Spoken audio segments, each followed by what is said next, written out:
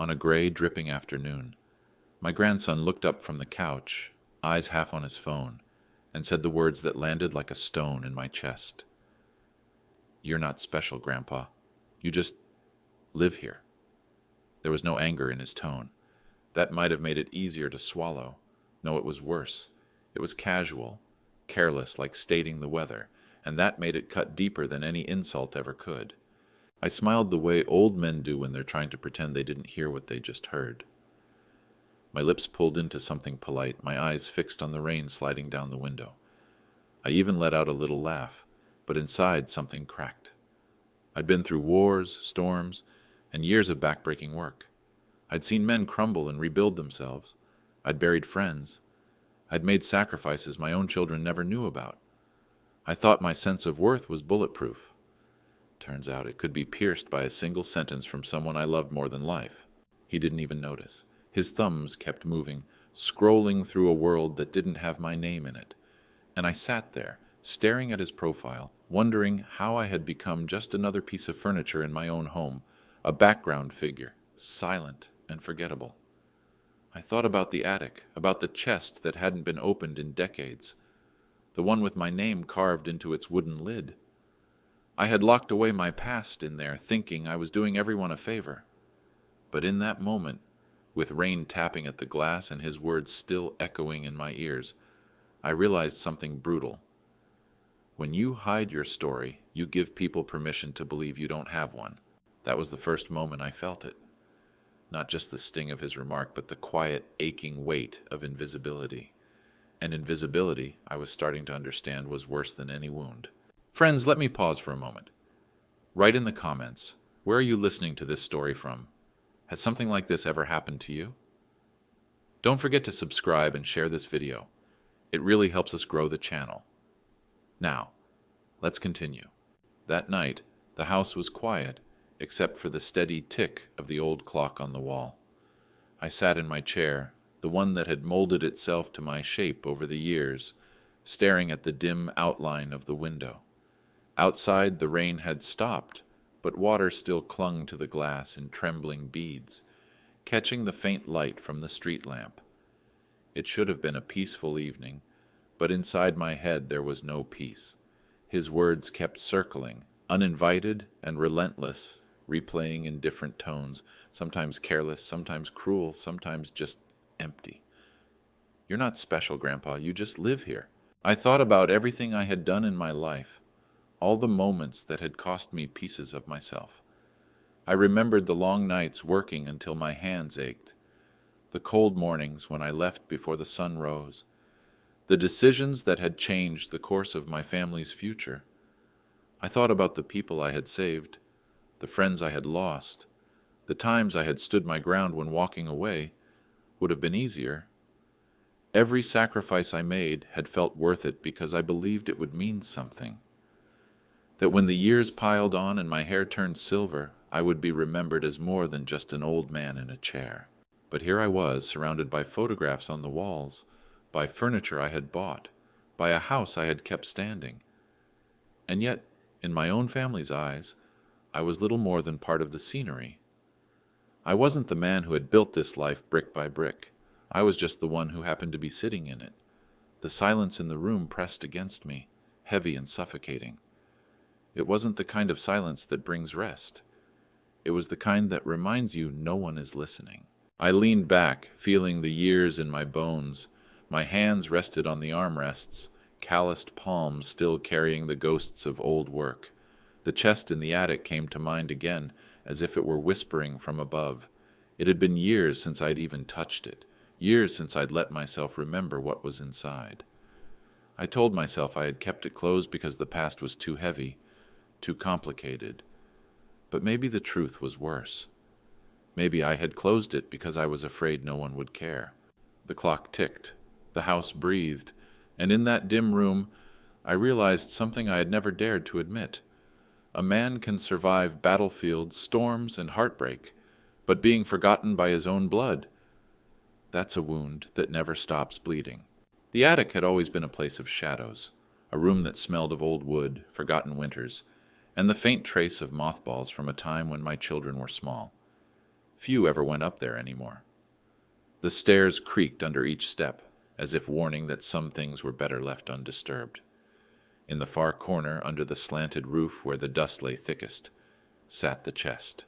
Its wood was darkened with age, the iron hinges dulled to a lifeless gray. My name was carved into the lid in letters worn smooth by time, as though even they had grown tired of being remembered. I had carved it myself, with steady hands and a young man's certainty that a name meant something permanent. But names fade when no one speaks them, and mine had been silent for far too long. The chest hadn't been opened in decades.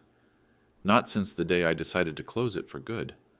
The day I told myself the world didn't need my stories anymore. It was easier to let the past collect dust than to watch it be dismissed by those who didn't understand. Inside that chest were pieces of me the family had never seen. The uniform folded with precise care, the medals that had felt too heavy to wear, the photographs taken in places where the air was thick with smoke and fear, the letters written in cramped handwriting under flickering lamps. Each item was a fragment of a life lived at the edge of risk and sacrifice, and yet none of it had ever been asked about. I remembered the day I locked it. My hands had lingered on the lid, pressing it shut like sealing a wound. I told myself it was an act of humility, that I wasn't the kind of man to seek applause or pity. But the truth was, I had grown tired of the blank expressions when I spoke, tired of the way people changed the subject, tired of the silence that followed my words as if my past were an inconvenience. So the chest became a tomb for my younger self. It sat in the attic, season after season, while the world below moved on without it.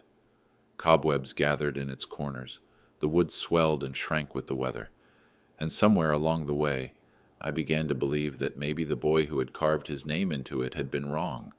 Maybe a name could disappear, even while the man still breathed.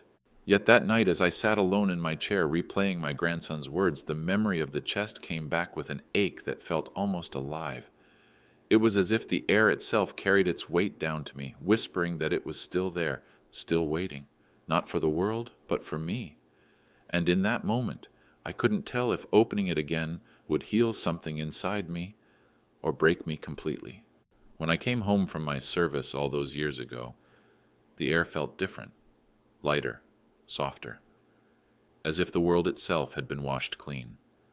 But inside me, there was still the heaviness of places and moments I could never truly leave behind. I stepped through my own front door expecting questions, maybe even quiet conversations in the kitchen over steaming cups of coffee.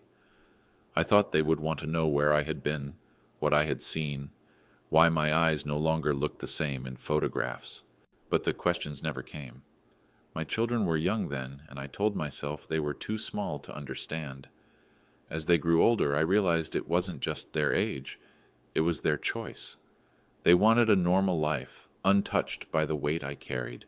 They wanted birthdays and school plays and summers at the lake, not stories about nights spent in the cold with the sound of distant gunfire, or about faces I remembered but could never see again. I understood, in a way. Who would choose to live in the shadow of someone else's battles? Still, a small part of me ached for them to ask, not so I could boast, but so I could lay some of the burden down. Silence, though, has a way of becoming habit, so I stayed quiet. Each year my voice grew softer on the subject, until one day I stopped mentioning it at all. That was when the chest became more than just a box in the attic. It became a pact, my unspoken agreement with them, and maybe with myself, that the past would stay sealed away. I convinced myself I was protecting them, sparing them from the darker corners of my history. But in truth, I think I was protecting myself too. Because if I told the stories and they didn't care, it would be worse than never telling them at all. The years began to pile up like layers of dust on that wooden lid. My children became adults, had families of their own, and the gap between the man they knew and the man I had been widened with each passing season. They saw me as steady, dependable, safe, and they were right. But they never saw the other part, the one forged in places where safety was a luxury. And so the pact of forgetting held, not through malice, not through rejection, but through quiet, mutual neglect. They didn't ask, and I didn't offer, In time, I almost convinced myself that it didn't matter. But now, decades later, hearing my grandson dismiss me with such casual certainty, I understood the cost. By keeping my past buried, I had let my worth be buried with it. And somewhere in the darkness of the attic, the chest waited, not just to be opened, but to be remembered. It happened slowly, almost imperceptibly at first, the small moments when I would try to pass along a memory, and he would nod without looking up, his attention tethered to the glowing screen in his hands. I would mention a name, a place, a year, thinking it might spark curiosity, but the flicker of interest never came. His thumb would keep scrolling, his eyes fixed on images that vanished as quickly as they appeared. Once I told him about a winter when the snow fell so heavy it buried the cars up to their windows, and how I had to walk 3 miles in the dark to bring medicine to a neighbor. I thought he might ask what it felt like or why I'd done it when no one expected me to. Instead, he just muttered, "Times are different now, Grandpa." Like that was the end of the conversation. And maybe it was. I tried not to take it personally. Every generation sees the one before it as slower, outdated, somehow less relevant. I told myself it didn't matter if he understood every detail, that maybe my role was simply to be here, to watch quietly from the edges of his life. But deep down, there was a small, gnawing fear I couldn't ignore. The fear of disappearing. Not physically, not yet, but in the way a person can vanish from memory while still sitting in the same room. Sometimes I'd catch myself imagining the future, a time when I was no longer here, when my name might be mentioned only in passing, if at all. He was my grandfather, they might say, but with no stories attached, no sense of who I truly was. Just a title without a history, and without history even a name fades into nothing. I noticed how he lit up when he talked about things online.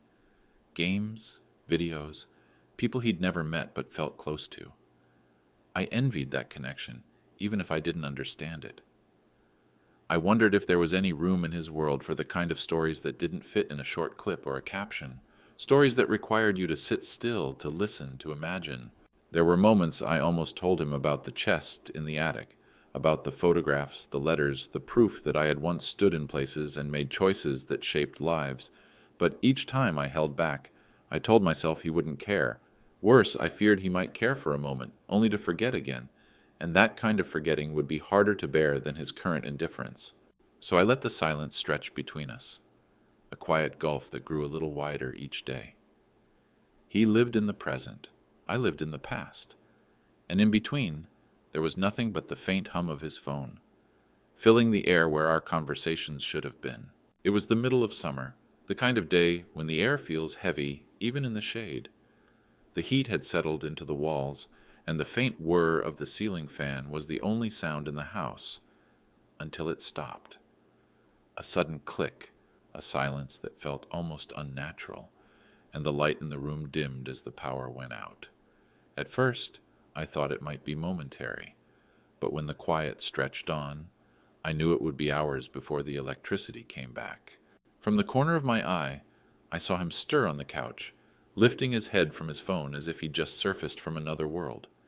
The screen had gone black, cutting him off from everything that usually kept him occupied. He sighed loudly, the way only the young can, as though the absence of Wi-Fi was a personal injustice. "No phone, no TV," he muttered, standing and stretching. "There's nothing to do." I didn't answer. I'd learned long ago that boredom often sends people searching, and sometimes what they find is more important than what they were looking for.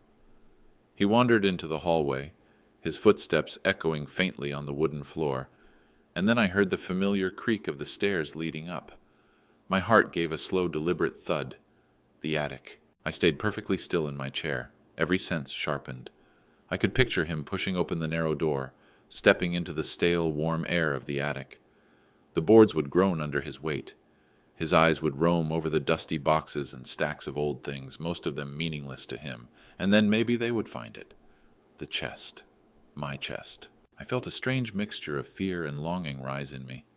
For years, I had kept that attic as a place untouched, almost sacred. The idea of him opening the chest without understanding what was inside filled me with unease. What if he rifled through it like it was nothing more than a collection of odd antiques? What if he looked at the metals and saw only bits of metal? But another thought came, softer, almost dangerous in its hope. What if this was the moment? What if he saw something that made him stop, made him ask? The floor above me creaked again. I could hear him moving slowly now, not with the restless stomp of boredom, but with a cautious curiosity. Then came the faint scrape of something heavy shifting across the wood. My breath caught. He had found it. The air in the room seemed to thicken, as though the house itself was holding its breath alongside me. I gripped the arms of my chair, my mind torn between wanting to call out and tell him to leave it alone, and wanting him to lift that lid and finally see the man I once was, the man I still was, beneath all the years and silence. Some moments in life you don't plan. They arrive quietly, disguised as accidents, and you only recognize them for what they are when it's too late to turn back. This was one of them. Upstairs, in the heat and stillness of the attic, my past was about to breathe again, and I wasn't sure if I was ready. The sound reached me like a whisper from another lifetime. That slow, drawn-out scrape of wood against wood, followed by the groan of hinges that hadn't been moved in decades. It was a sound I knew too well, one I had heard only in memory, but now it was alive again, drifting down through the ceiling and into the marrow of my bones.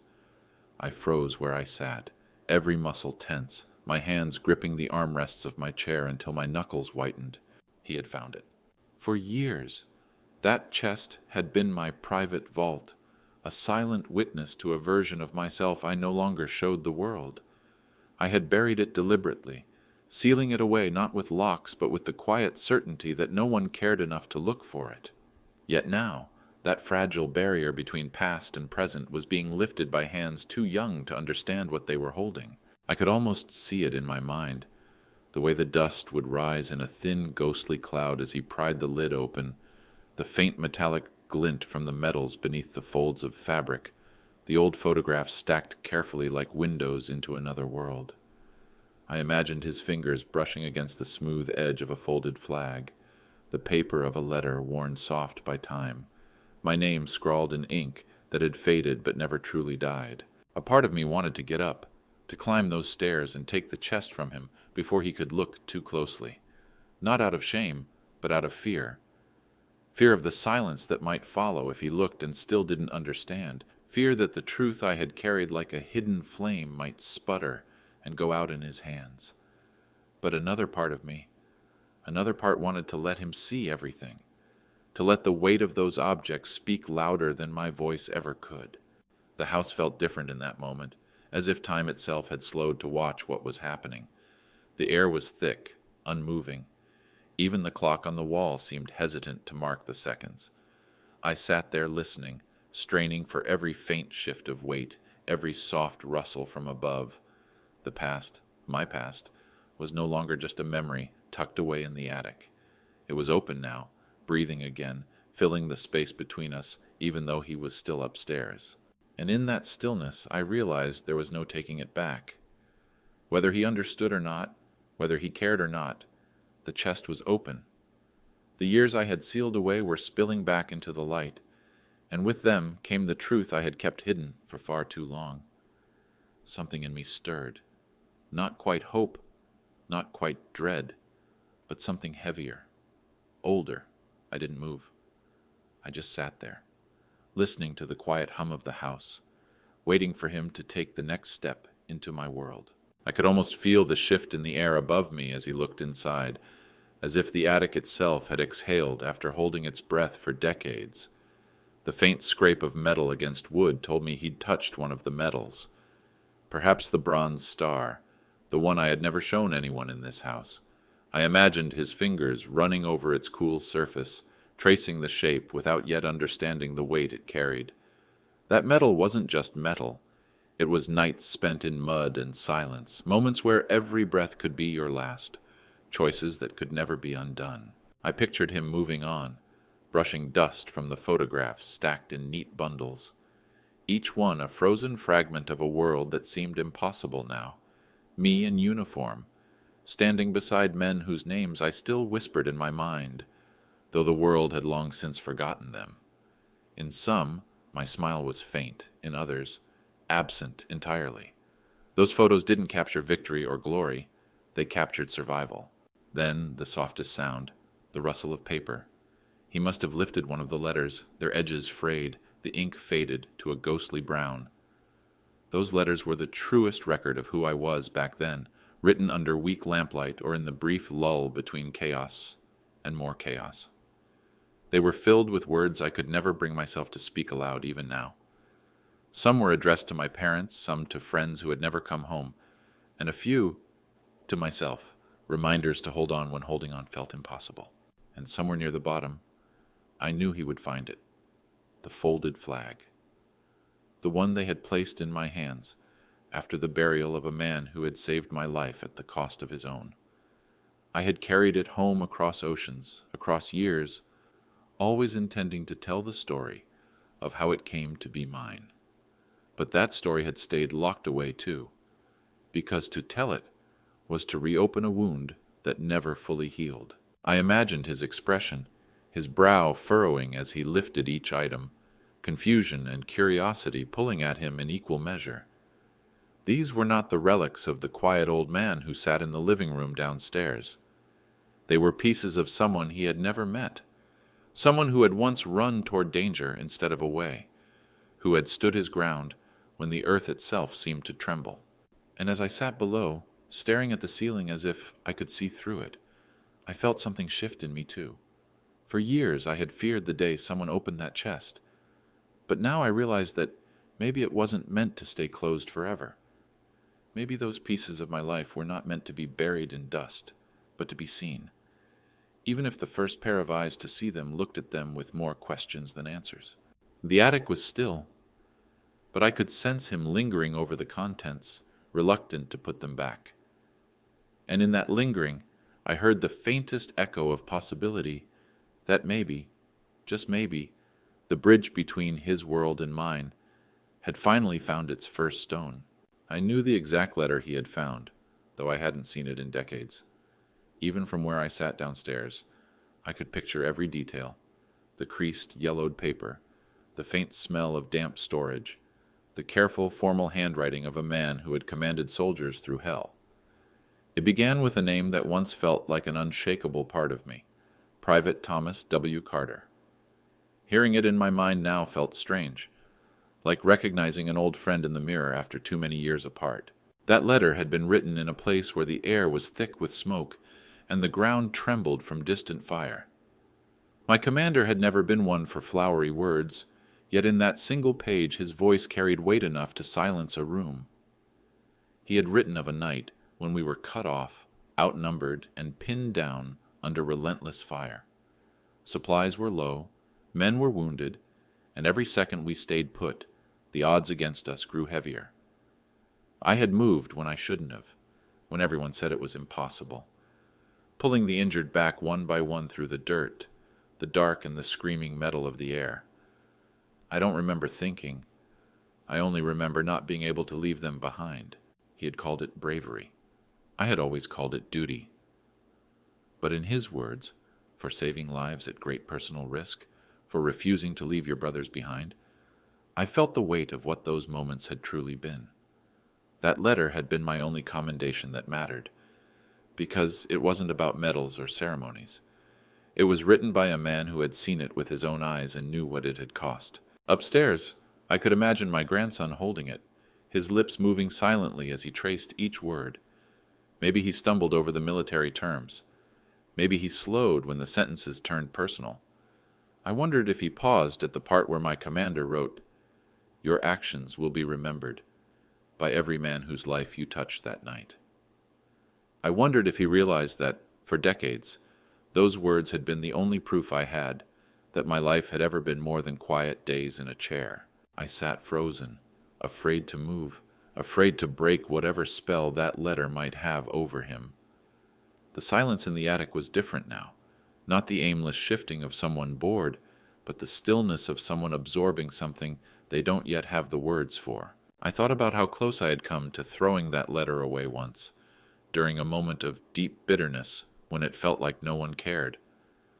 But I had kept it, tucking it away in the chest, as if I knew, somehow, that one day it might find the eyes of someone who needed to see it.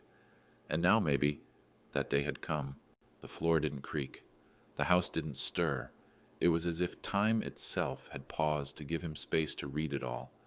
And I realized that whether he understood everything in it or not, my grandson was now holding in his hands the truest piece of me I had ever left behind.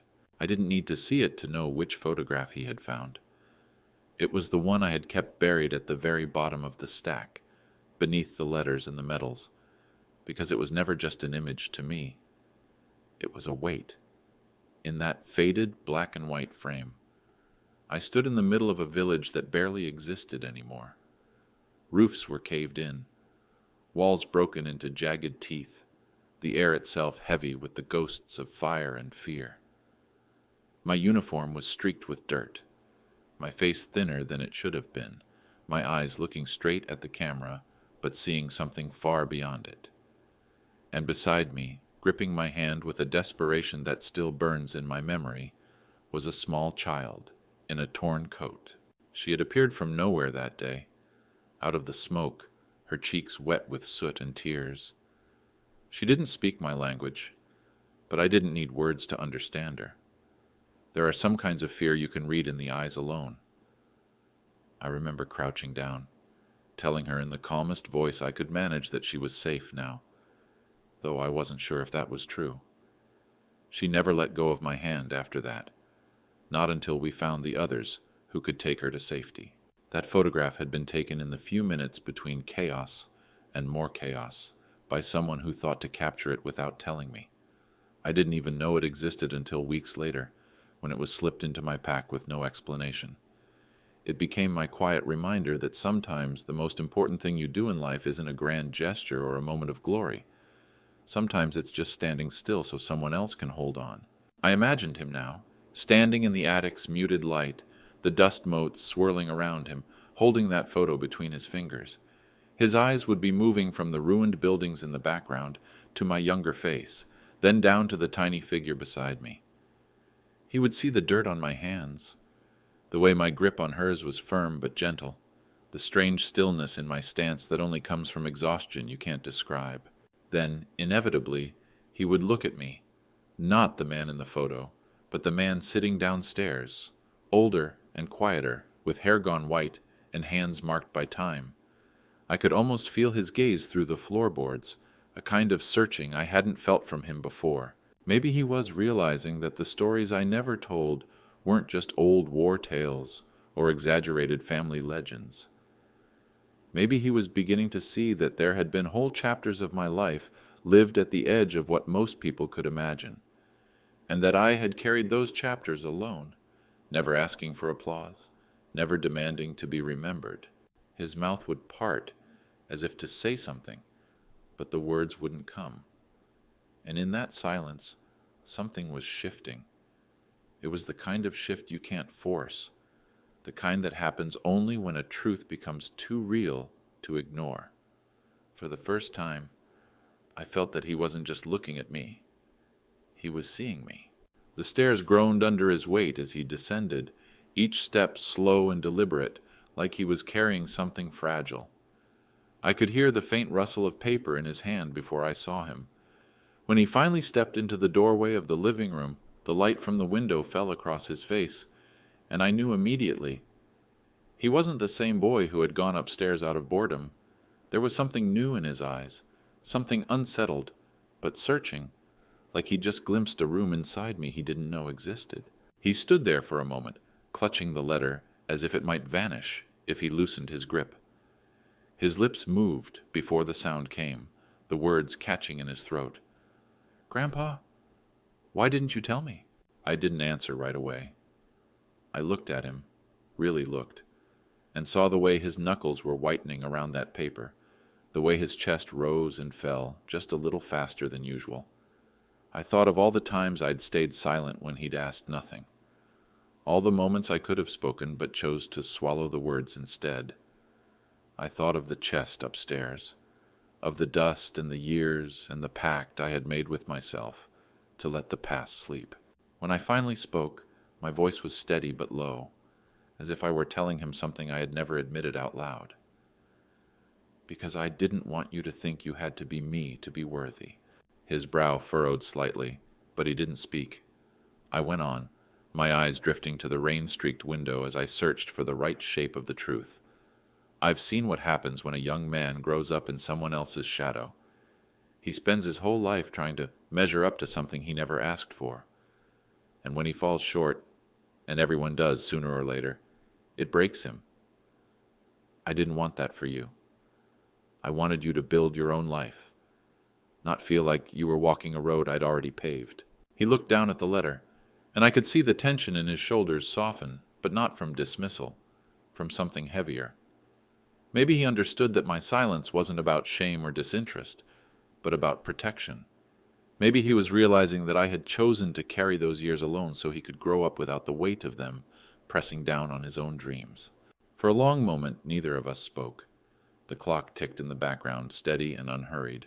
Then slowly he crossed the room and handed me the letter. I took it, feeling the familiar texture of the paper against my fingertips, and for the first time in decades, I didn't feel like I was holding just my past. I was holding a bridge between us.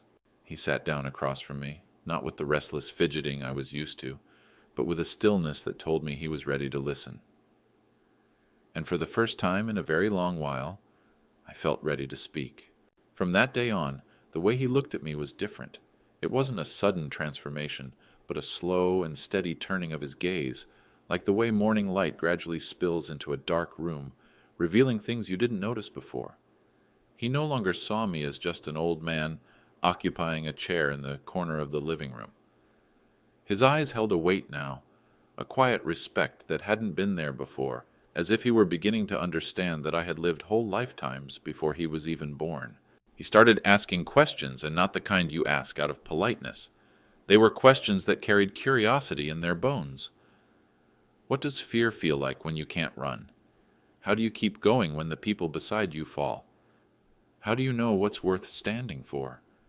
These weren't easy questions. They weren't ones you could answer with dates and names. They were questions that forced me to pull from places inside myself I had kept locked for decades. I didn't rush my answers. I spoke slowly, letting each word settle before moving on because I wanted him to feel the truth in them. I told him about the long nights when courage wasn't a roar but a whisper you clung to so you wouldn't break. I told him that sacrifice often doesn't look like the grand acts people imagine. Sometimes it's as quiet as giving away your last sip of water or taking a step forward when every instinct tells you to stop. He listened differently now. His eyes didn't dart to his phone. His posture didn't sag with boredom. He leaned forward, elbows on his knees, as if he could catch every syllable before it fell to the floor. Sometimes he didn't say anything at all when I finished. He just sat there, letting it sink in. That silence no longer felt like distance. It felt like connection. In those moments, I realized something unexpected. I wasn't just telling him about my past. I was giving him pieces of it to carry forward. I was placing in his hands the lessons I had bled for, the truths I had once feared would be buried with me. And as I watched him take them in, I felt a strange, almost bittersweet comfort. Because one day, I won't be here to answer his questions.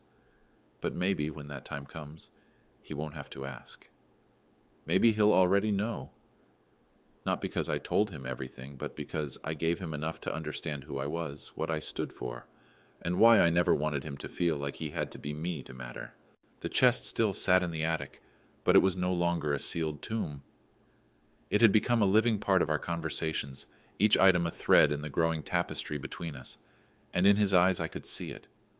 The quiet shift from seeing me as just Grandpa to seeing me as a man who had lived, endured, and chosen to keep going when the world gave him every reason to stop. It was late in the evening when I finally decided the time had come. The day had been quiet. The kind of calm that settles over the house when the sun dips low and the world outside slows to a hush. He was sitting at the kitchen table, leafing absently through a book, and I realized we had reached a place where silence between us no longer felt like distance, but readiness. I told him to follow me, my voice steady, but carrying something he must have sensed, because he rose without a word. We climbed the attic stairs together, the boards creaking under our combined weight. The air up there was warm, tinged with the scent of old wood and dust, and the shadows stretched long across the floor. I walked to the corner where the chest sat, its carved letters catching the faint light from the single bulb overhead. My name stared back at me, not as something forgotten, but as something waiting. I knelt, my knees protesting with age, and placed my hands on the lid. For a moment I just held it there, feeling the familiar grooves in the wood. Then I lifted it, and the hinges gave their slow, aching groan, as if even they understood the weight of this moment. He stood beside me, his shadow falling over the contents, and for the first time, I didn't feel the need to shield them from his eyes. One by one, I began to take things out. The medals, their ribbons slightly frayed, but their shine still holding beneath the dust.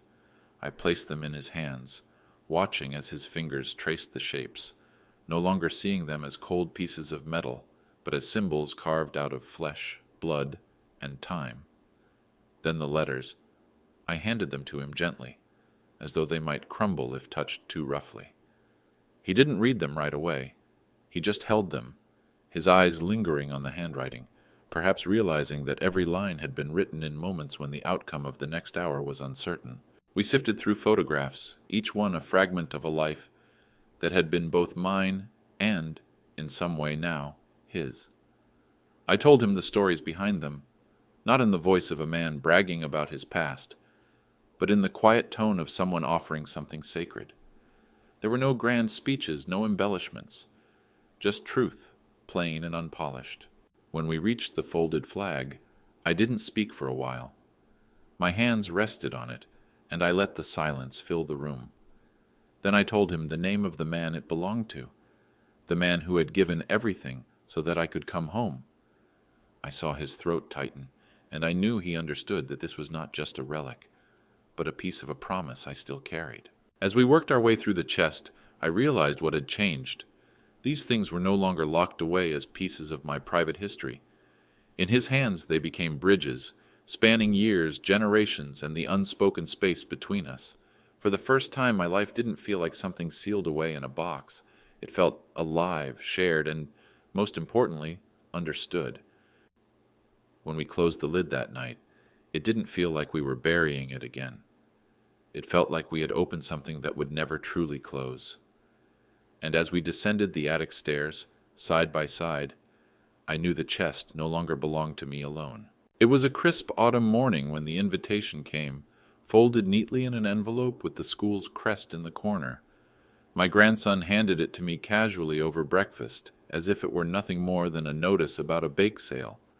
But I noticed the flicker in his eyes, the almost hidden anticipation. The card said there would be a school assembly, student presentations, and, in smaller print, guest attendance encouraged. He didn't explain why he wanted me there. He didn't need to. Weeks later, I found myself sitting in the back row of the school auditorium, surrounded by rows of folding chairs and the quiet hum of chatter. The air smelled faintly of varnished wood and paper programs. I kept my coat on, not out of cold, but for the comfort of something wrapped around me. I was just another face in the audience, unnoticed, blending into the shadows near the exit. When his turn came, he walked up to the stage without the slouch of boredom I'd once known so well. He stood straighter now, not stiff, but steady. He held no notes in his hands, just a quiet confidence that seemed to come from somewhere deeper than a script. He looked out over the sea of faces, classmates, teachers, parents, and then began to speak. He didn't start with dates or statistics. He didn't call it a war story or frame it as something distant and impersonal. Instead, his first words were, "I want to tell you about a man I know, my grandfather." The room shifted instantly, the easy rustle of the audience falling into a more focused silence. He spoke of nights under foreign skies, of courage that didn't come from wanting to be a hero, but from refusing to leave others behind. He told them about a ruined village, a frightened child holding on to a stranger's hand. He described the weight of a folded flag and the unspoken promise it carried. He didn't embellish or dramatize. His voice was clear even, but filled with something stronger than volume, conviction. And then he said something that caught in my chest like a breath I couldn't release. I used to think my grandfather was just there, but I was wrong. He's the reason I want to live my life with purpose, because he showed me that being worthy isn't about being loud, it's about standing when it matters most. I felt the sting in my eyes before I could stop it. I didn't move, didn't shift in my seat, afraid that if I made a sound, the moment would break. I realized I wasn't just hearing my story told aloud. I was hearing it carried, given a new life in his voice. When he finished, the applause filled the room, warm and genuine. He didn't scan the crowd to find me. He didn't need to. I sat in the back, unseen by most, but I heard every word.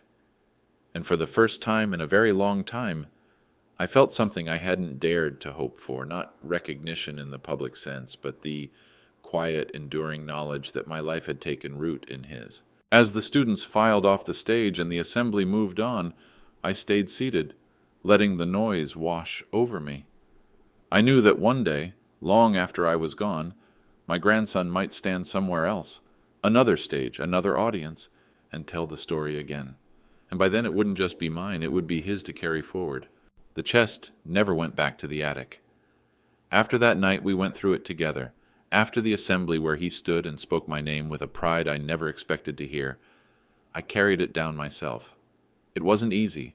My knees protested. My back reminded me of its years. But I wanted to feel the weight of it in my arms one more time. I set it in the corner of the living room, not hidden, not tucked away, but where sunlight could find it through the window each morning. At first I thought it might feel strange, having it there in plain sight. For decades it had been a private thing, something I kept out of reach, like a wound I didn't want touched. But the days passed, and instead of feeling exposed, I felt lighter. I would catch him glancing at it when he walked through the room, not with idle curiosity anymore, but with a kind of quiet respect. Some afternoons, he'd kneel beside it, running his fingers over the carved letters of my name, tracing the grooves as if making sure they would never fade. Every week, without fail, he dusts it. He doesn't wait for me to ask. He just does it. It's a small act, but it tells me more than words ever could. In those few minutes, I see a boy who once thought I was just there, now tending to the history he almost never knew. I see the bridge we built between us, strong enough to hold not just our stories, but the understanding that came with them. Sometimes visitors ask about it, their eyes drawn to the worn wood and the old brass hinges. I don't answer right away. I let him speak. And when he does, it's not the rehearsed pride of someone showing off a family heirloom. It's the measured voice of someone who knows the weight of what's inside, who knows that every medal, every letter, every photograph carries more than a story. They carry the proof that a quiet life can still hold moments of thunder. My name, carved into that lid, used to feel like a relic, a reminder of a version of me no one cared to meet. But now, it's different. Now it's not just my mark. It's a promise, to him, to myself, that worth was never about noise or applause, about the number of people clapping when your name is called. Worth was always about the truth you carried, the one you refused to let the world erase. Once I believed that truth could be buried forever, that if no one asked, it was better left unspoken. But I know better now. Once opened, the truth has a way of breathing again. It fills the room. It changes the air, and it can never be put back in the dark. The chest sits in the living room, steady and unassuming, like it has always been there. And maybe, in a way, it always was, waiting for the day someone would see it for what it really was. Not a box of memories, not a container of the past, but a living piece of a legacy that will outlast me, carried by the hands of the boy who once thought I was nothing special until he opened it